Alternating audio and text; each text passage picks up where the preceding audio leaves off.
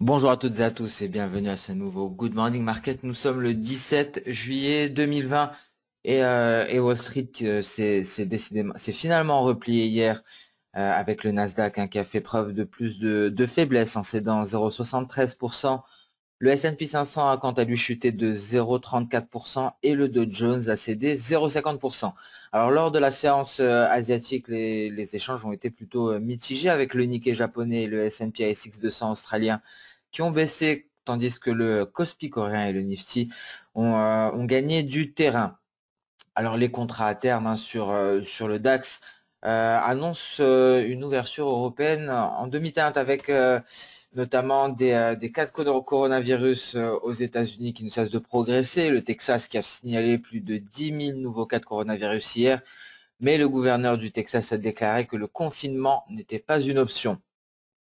Et selon les médias, les États-Unis envisageraient de mettre TikTok sur liste noire car ils craignent que la Chine n'utilise l'application pour recueillir des données personnelles. Alors, à noter qu'une alerte au tsunami a été lancée après un tremblement de terre de magnitude 7,3 au large des côtes de la Papouasie-Nouvelle-Guinée.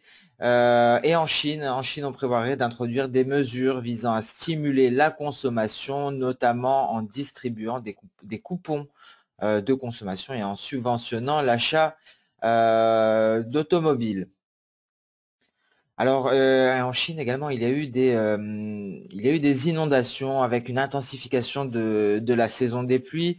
Certaines provinces sont sous alerte rouge et les inondations ont donc perturbé les chaînes d'approvisionnement locales, Wuhan étant concernées. Et le Royaume-Uni et les États-Unis ont convenu de travailler ensemble sur les solutions 5G.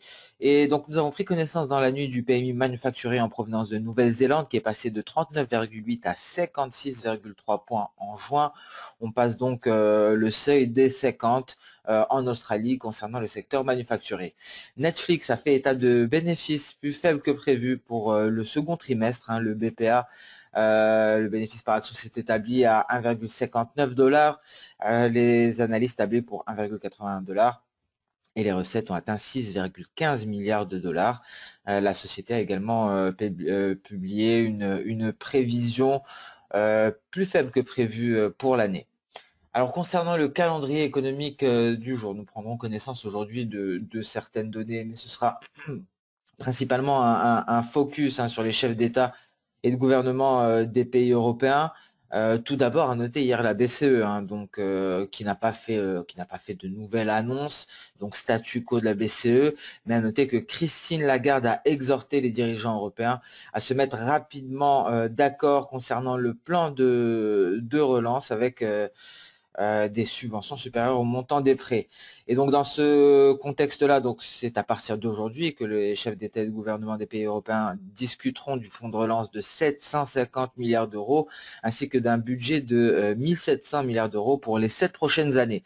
Alors ce sont des discussions qui devraient se prolonger jusqu'à demain, donc jusqu'à samedi. Et ce sont des discussions qui risquent d'être tendues, d'être difficiles. Très difficile de faire coïncider les intérêts d'une douzaine de pays, sans compter que les dirigeants européens certains dirigeants européens pourraient décider de consacrer ces fonds à des secteurs autres que ceux qui sont concernés par cette crise du coronavirus, ce qui compliquerait encore plus la conclusion d'un accord. Donc c'est pour aujourd'hui, ça débute aujourd'hui. Ça se poursuivra jusqu'à demain. Et concernant les chiffres, alors aujourd'hui, on prendra connaissance de chiffres tout d'abord en provenance de la zone euro. Nous prendrons connaissance donc de l'inflation de l'IPC pour le mois de juin. Par la suite, nous prendrons connaissance de certaines données en provenance des États-Unis, notamment les données sur le marché du logement, donc les permis de construire et les mises en chantier. Au Canada, on prendra connaissance des ventes de gros, donc commerce de gros pour le mois de mai, et on prendra connaissance à partir de 16 heures le sentiment des consommateurs de l'Université du Michigan pour le mois de juillet. Et enfin, comme chaque vendredi à 19 heures, nous prendrons connaissance du décompte des plateformes pétrolières aux États-Unis. Donc voilà pour le calendrier économique. Hormis cela, donc c'est la saison des résultats qui se poursuit aux États-Unis Nous avons abordé les résultats de Netflix. Aujourd'hui, nous prendrons connaissance de résultats notables, notamment BlackRock, et ce, avant l'ouverture du marché, mais également State Street Corporation avant l'ouverture du marché. Donc voilà pour le calendrier économique. Un calendrier économique qui sera très certainement dominé par les négociations des dirigeants européens. Nous allons passer sans plus tarder sur le volet des marchés actions. Nous allons ici débuter donc nous allons débuter par une vision générale des indices avec en jaune le S&P 500, en bleu le Dow Jones, en vert et rouge le Nasdaq. Donc hier, phase de repli pour les indices américains. On tente de grappiller quelques points en début de séance européenne. Donc les futurs américains sont actuellement en territoire positif. Le DAX également est en territoire positif, mais toujours en consolidation sous ses récents sommets, un récent sommet que l'on peut localiser à ce niveau-là, aux portes des 13 000 points. Les 13 000 points, c'est un niveau très important pour le DAX actuellement. Un franchissement de ce niveau serait un signal d'achat très fort, en tout cas d'un point de vue journalier. On peut déceler une résistance à 13 270 points, ce qui donne une espérance de gain de 270 points sur le DAX. Donc un franchissement à guetter, sachant que nous sommes en tendance indiscutablement, encore une fois, haussière. Les indices sont portés par les milliards. Donc malgré les craintes, que ce soit les tensions sino-américaines, que ce soit la propagation du virus, c'est un marché qui est porté par les milliards. La tendance reste haussière, même si nous sommes en légère phase de consolidation. Et donc les stratégies adoptées sont soit les stratégies d'achat en cas de franchissement de résistance ou stratégie d'achat en cas de test de support afin d'être dans le sens de la tendance. Les signaux de vente nous sont donnés bien entendu en intraday, nous allons en parler. Tout d'abord pour le DAX, nous sommes devant vous le DAX en données journalières. On passe en données intraday, en données H1 pour décanter chaque bougie journalière en plusieurs bougies H1. Donc ici, visiblement, juste par l'action des prix, on peut constater une oblique haussière qui relie deux creux principalement, celui du 15 juin et celui du 10 juillet. Alors, dans un tel contexte, dans une telle tendance haussière, les stratégies acheteuses seront mises à l'avant, notamment en cas de franchissement des 13 000 points ou éventuellement en cas de test ici de cette oblique haussière. Nous allons ajouter Ishimoku à présent. Nous ajoutons notre boussole afin d'avoir une meilleure visibilité. Nous nous situons au-dessus du nuage, au-dessus de tout élément Ishimoku, Tenkan et Kijun. La Tenkan étant actuellement un support, les 12 888. Donc visiblement, les perspectives sont haussières et le DAX n'hésitera pas à aller chercher les 13 000 points. S'il a la Greenspan ici que l'on retrouve, je vais la mettre en gras, donc Chikuspan. Si la Greenspan parvient à s'affranchir de la Tenkan, il n'y aura pas trop d'obstacles en vue d'aller rallier, d'aller tenter de tester les 13 000 points. Les 13 000 points, lorsque l'on s'approche de ce niveau-là, visiblement, ça entraîne une prise de bénéfice. Donc prudence, il faut attendre un réel franchissement des 13 000 points avant d'entrer en position. Donc pour les stratégies acheteuses, le plus simple est d'attendre un test de cette borne, de cette oblique haussière. Mais avant cela, nous avons un gros nuage qui fait office de support. Donc des perspectives haussières, le tout est de trouver un bon point d'entrée et évidemment en cas de franchissement des 12 750, les perspectives sont baissières ici jusqu'à cette oblique-là.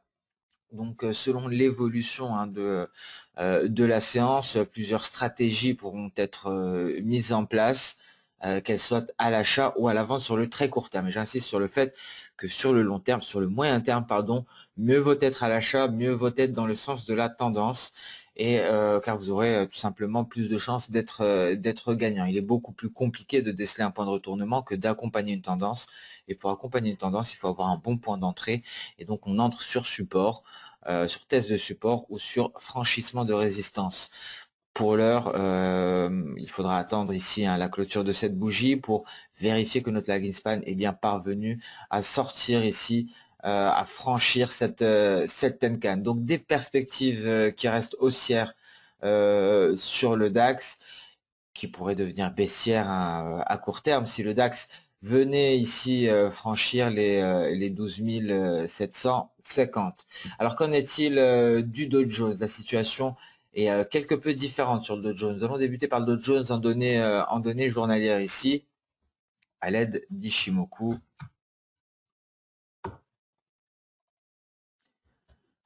Donc le Dow Jones qui s'est replié hier, qui est actuellement sur support. Alors on peut déceler deux obliques haussières afin de les comprendre, hein, le mieux est de passer sur du H1 ici.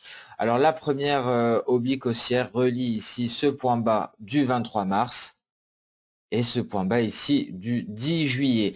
La seconde oblique haussière relie les points bas d'avril, mai et juin, mais il y a eu une inversion de polarité à ce niveau-là. C'était un support, c'est devenu à présent une résistance à partir du moment où celle-ci a été franchie. Nous évoluons actuellement concernant le Dow Jones entre ces deux obliques. Donc nous sommes plutôt neutres, étant donné que d'un point de vue technique, le franchissement de la première oblique, donc franchissement à la hausse, serait un signal d'achat en direction des récents sommets.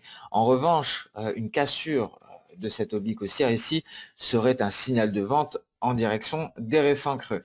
Bien entendu, il y a des stratégies intermédiaires à mettre en place. Quelle stratégie? Ici, nous sommes dans l'enceinte à l'intérieur du nuage. La théorie Shimoku veut que nous soyons à l'équilibre. Cela veut dire que nous sommes à l'équilibre, il n'y a pas d'opportunité. Notre but étant de capter des déséquilibres qui nous seront donnés en cas de sortie par le bas du nuage ou en cas de sortie par le haut. Donc ce sera à ce moment-là que nous aurons un signal. Alors pour l'heure, il faut noter, hein, que le Dow Jones est sous une résistance, hein. C'est cette Kijun en palier ici qui semble faire office de résistance. Donc pour l'heure, nous sommes plutôt neutres à court terme, mais avec un biais haussier, hein. La tendance est clairement haussière. Donc il faudra attendre, hein, une sortie du nuage pour aller chercher soit l'oblique supérieur, soit l'oblique inférieur. Et donc le Nasdaq qui est le plus faible, qui hier avait donné donc avait fourni un signal Ishimoku très exactement à ce niveau-là, donc il n'est toujours pas invalidé, hein, il est toujours d'actualité.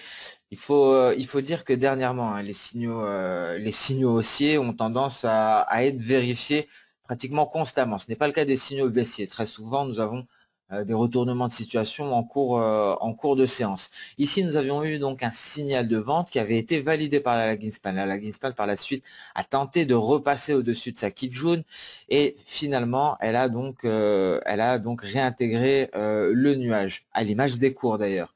Et ici, donc, le signal pourrait être renforcé si on parvenait à nouveau à franchir notre support ici, un support qui représente la SSB en palier, mais également la Kijun en palier et donc et une Tenkan donc qui est venue en renfort sur les cours.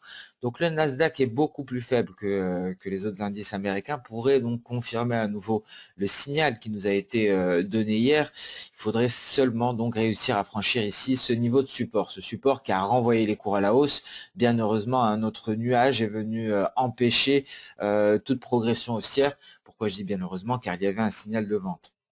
Donc ici, le Nasdaq pourrait être le premier à donner un signal. On peut le constater ici de par ce nuage qui est en train de rétrécir. Nous allons assister à une sortie de notre nuage, peut-être même avant l'ouverture de Wall Street pour le Nasdaq. Alors ce n'est pas dit pour le moment, mais un signal pourrait être renforcé, confirmé très prochainement ou invalidé en cas de sortie par le haut. Donc voilà pour l'évolution du Nasdaq. Il est toujours judicieux, hein, bien entendu, de jeter un œil sur l'unité de temps H4 également. Et à noter, hein, ici cette résistance, les 10 710.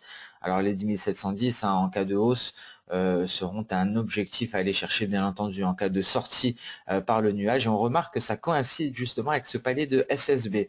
Alors on peut le vérifier, hein, très simplement en ajoutant Ishimoku ici, mais en données H4.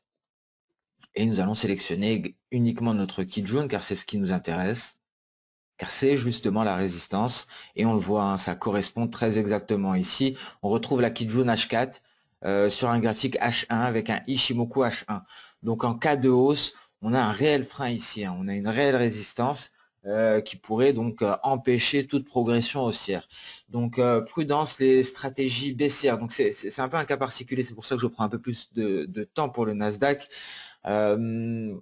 les perspectives restent tout de même baissières à court terme, même si nous sommes dans le nuage, hein. Nous sommes également dans le nuage dans le Dow Jones, mais le Dow Jones reflète plus cette neutralité.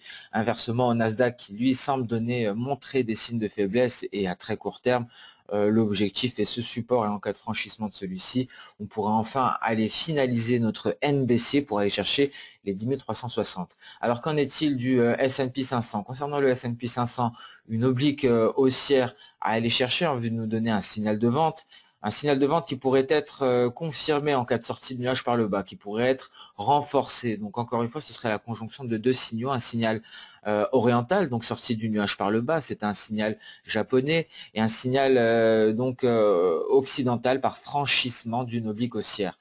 Donc pour le moment, nous sommes neutres, nous sommes à 3213 exactement. Il faudra attendre un franchissement ici pour avoir un premier signal d'alerte, franchissement de cette oblique haussière.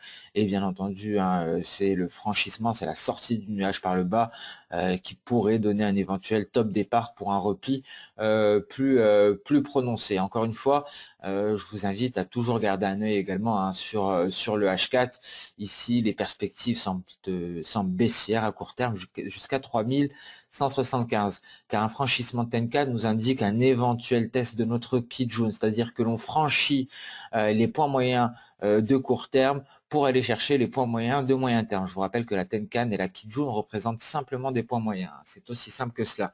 Donc à garder à l'esprit également cette Kijun, les 3175 en H4, qui en H1 correspondent également à ce palier d'SSB, hein, une chose que l'on peut pardon, ici vérifier à nouveau en ajoutant notre Ishimoku H4, on ne garde que la Kijun, et c'est un gros support, c'est peut-être le franchissement de ce niveau qui nous donnerait un signal, hein. Je reviens sur du H4, ce serait effectivement un signal, mais l'espérance de gain serait quelque peu limitée au vu du H4, étant donné que notre nuage H4 est ici en renfort.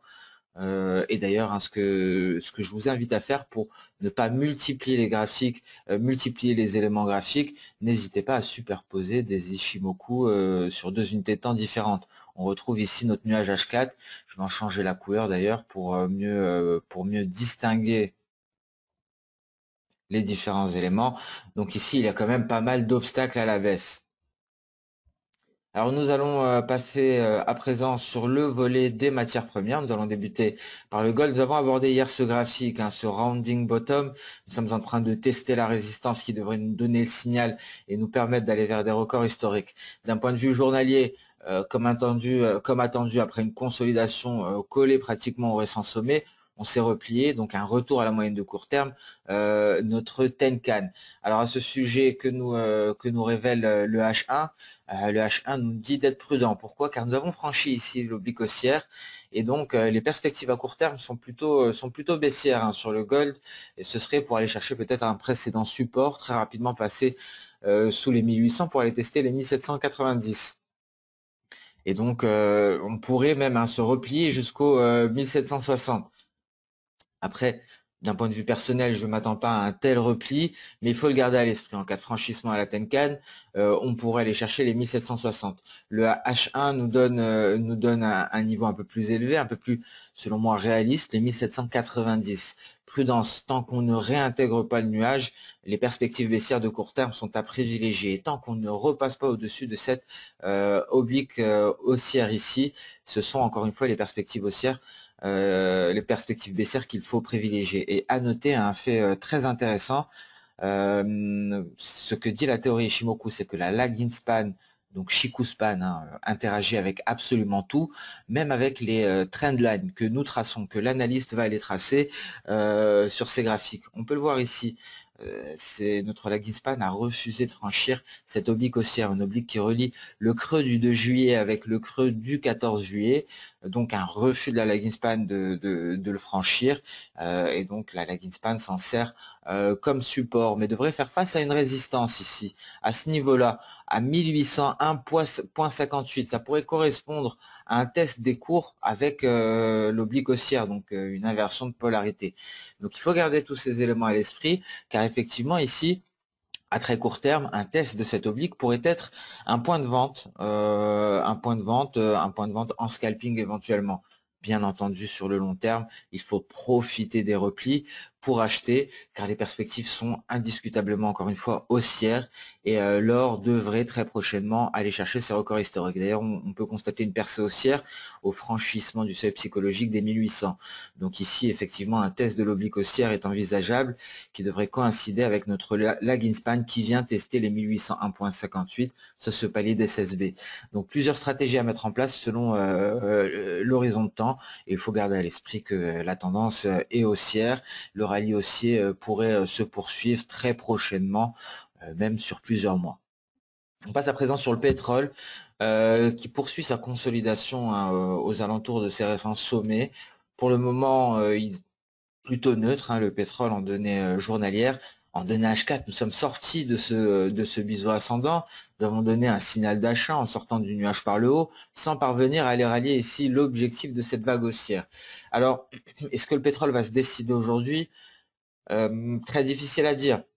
Ce que je constate en tout cas personnellement, c'est qu'il y a une faiblesse de nuage et que la traversée du nuage en serait grandement facilitée en cas de jambe baissière. Et donc ce serait pour aller chercher les précédents supports, pourquoi pas les 37,60 ici, hein. C'est une épée de Damoclès, hein, ce niveau-là. Je pense, hein, selon moi, le pétrole devrait revenir à ce niveau sur le court terme. Alors est-ce qu'il va le faire après avoir testé les 41,56? C'est la question. En tout cas, les 41,56 seraient un très bon point de vente parce que franchir les 41,56 et en valider le franchissement, je reviens sur du journalier, ouvrirait la voie à une hausse beaucoup plus conséquente, beaucoup plus prononcée. On se rapprocherait des 45 $. On pourrait même aller chercher les 48 $. Alors honnêtement, les fondamentaux ne le justifient pas. Les fondamentaux ne le justifient absolument pas. Donc, très difficile à imaginer un tel scénario se réaliser, hein. Je vous rappelle que euh, le pétrole n'est pas porté par des milliards comme les indices, hein. Il y a de réels fondamentaux derrière. Il y a une offre, il y a une demande. Certes, on agit sur le côté offre, on réduit la production, mais on a rediscuté de cette réduction à partir du mois d'août. Mais le côté demande, on ne peut pas on ne peut pas le forcer à redémarrer, et les mesures de confinement viennent peser sur les perspectives, sur les précédentes estimations qui avaient été optimistes, qui avaient été livrées aux investisseurs. Donc le scénario qui est en train de se réaliser actuellement invalide les précédentes estimations très certainement. Donc prudence, hein, sur le pétrole. Le pétrole ici qui pourrait, hein, entrer en phase de repli. En tout cas, pour le moment, il consolide sur ses récents sommets, pourrait aller chercher son sommet du 23 juin avant une phase de repli, comme il pourrait se replier directement pour aller chercher le seuil psychologique des 39 $.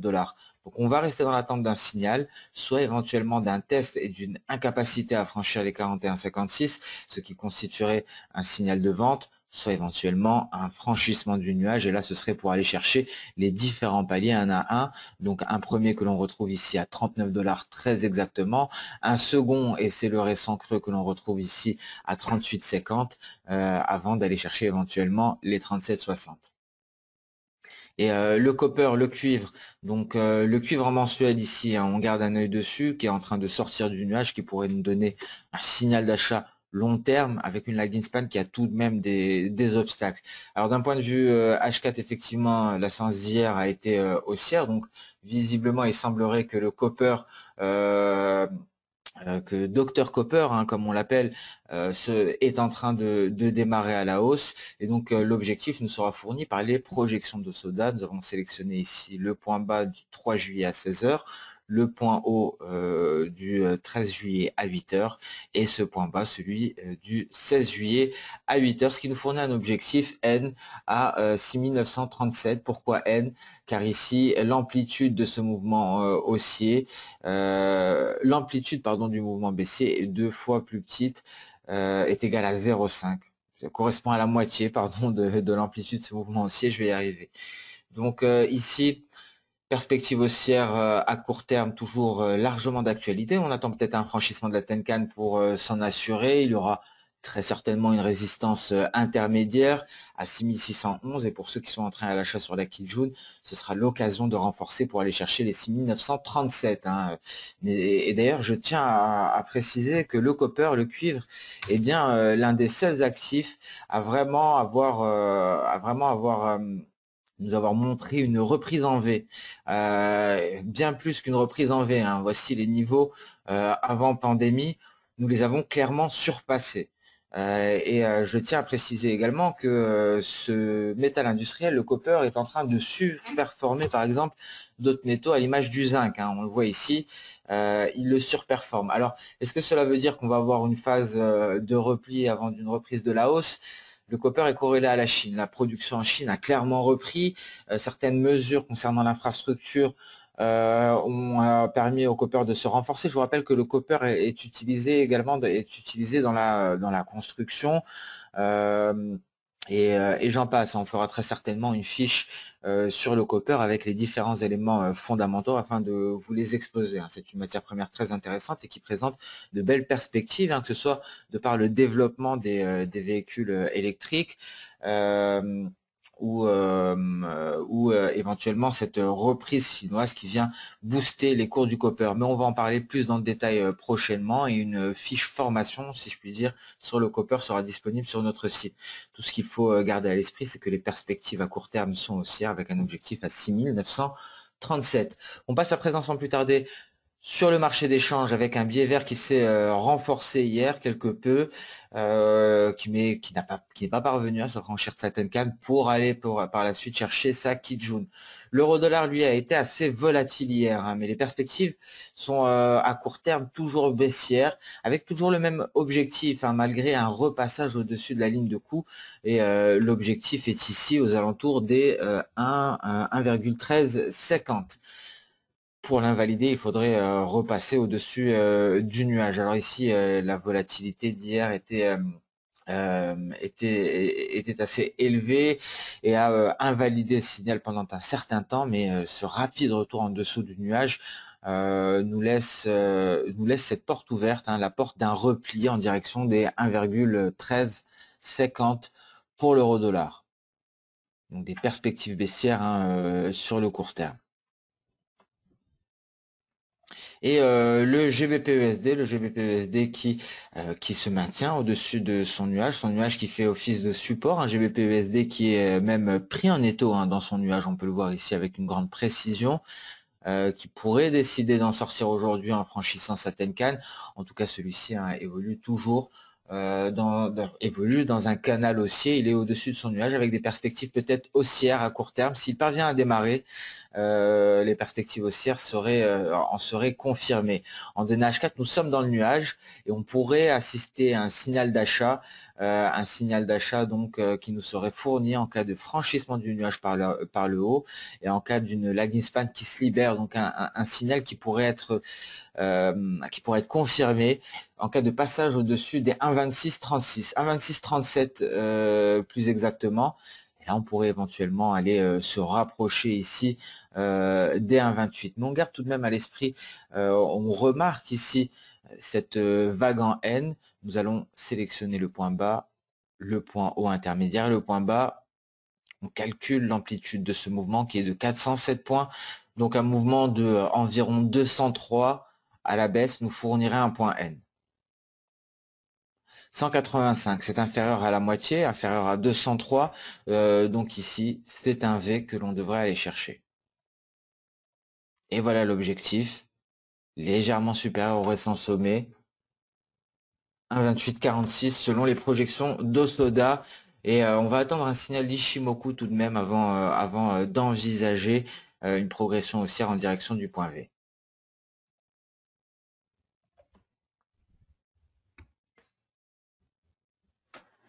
Et donc sur ce Good Morning Market touche à sa fin. Donc encore une fois, ravi que tout fonctionne et ravi de vous retrouver. Merci pour le commentaire, merci pour votre soutien. N'hésitez pas, si vous avez des questions, à les poser directement en commentaire. Je pourrais y répondre, que ce soit lors d'une prochaine émission ou éventuellement directement sur le com qui sera publié. Donc sur ce, je vous souhaite une excellente séance, un excellent week-end, car nous sommes vendredi. On ne se retrouve que lundi pour débuter cette nouvelle semaine de séance de trading ensemble. Et donc bon courage, hein, pour cette séance, et n'hésitez pas à liker, commenter ou même partager cette vidéo. Merci à toutes et à tous, et au revoir et à lundi.